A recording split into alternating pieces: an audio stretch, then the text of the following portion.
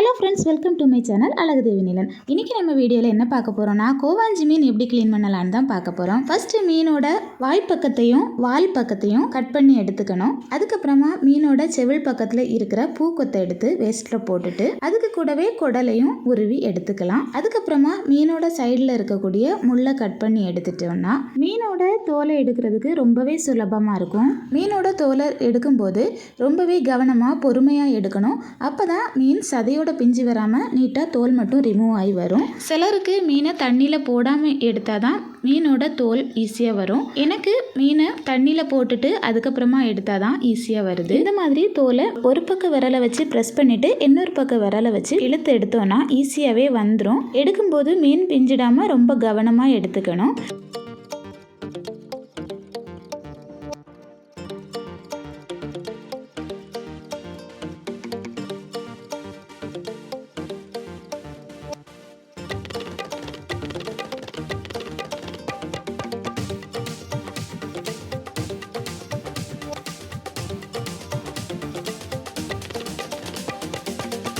இந்த மாதிரி ரிமூவ் பண்ணி எடுத்ததுக்கு அப்புறமா தலைப்பாகத்தை கட் பண்ணிவிட்டு மீனோட வயிற்று பக்கத்தில் இருக்கக்கூடிய குடலை எடுத்துக்கலாம். கூடவே வலுவழுப்பாக இருக்கக்கூடிய பகுதிகளையும் எடுத்து தனியாக வேஸ்ட்டில் போட்டுடலாம்.